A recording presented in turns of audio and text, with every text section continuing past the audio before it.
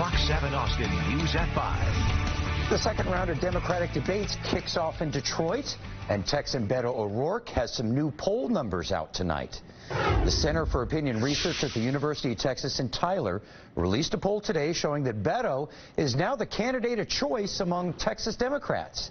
He not only polls ahead of Biden and Castro, he would beat President Trump by double digits if the election were held today. But nationally, Beto comes in at only 4% among Democratic contenders. Here to talk about all this is Ed Espinoza from Progress, Texas, and Andy Hogue, Communications Director for the Travis County Republican Party. Ed, starting with you, Beto goes tonight. Castro hits the stage on Wednesday. What do both these candidates need to do to get some momentum nationally in the pretty crowded field of candidates? Yeah, well, basically, when you have a field this big, you're really looking for soundbite moments, right? Something that stands out, that's going to get the news clip the next day. Beto needs to have that breakout moment. Can he come out with something, make a declarative statement that's going to make those headlines? Look, it's not a great way to have a debate, but it is the reality that we're dealing with right now. And what you're seeing in today's poll is that Beto has a home field advantage here in Texas. Now, as far as national polls go, look, they're largely irrelevant at this point. What matters the most are the early state polls, Iowa, New Hampshire, to a lesser extent South Carolina and Nevada, but those two states will be determined by the outcomes of New Hampshire and Iowa. It helps to have Texas so close in the process and that he's doing so well. Andy, does either Beto or Castro realistically have a shot? No, probably not. I have to agree with Ed. It's still early to tell. We're still very, very early in the 2020 cycle, so we've got to see, what comes out of the debates, what comes out in the press. We just don't know. This poll was done of Texans. I doubt your average Texan can name the 20-plus candidates in the Democratic primary right now.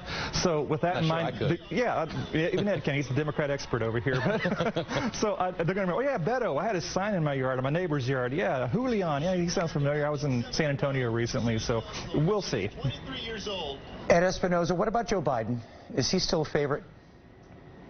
Well, you kind of have to say he is at this point because his numbers are so good. But his poll numbers are all right. Everybody knows him. I think people in general like him. I'm not sure that they love him.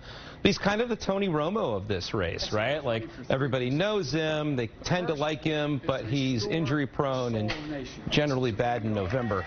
So we'll see how that holds up throughout this primary process. Joe's biggest thing right now, Biden's biggest thing right now is that he's got to be able to stand up to 19 other Democrats that are gunning for him. That's a tall order. And politics these days, a lot different than they were when he left office in 2016. Okay.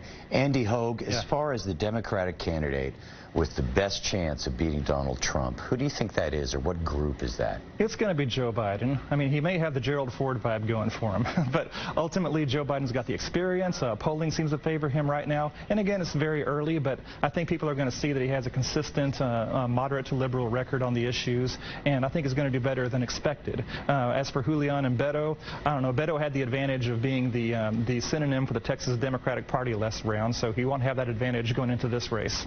Okay, well, they're going at it again tonight. And we'll see. Andy, Ed, thank you both very much. All right. Good to be here.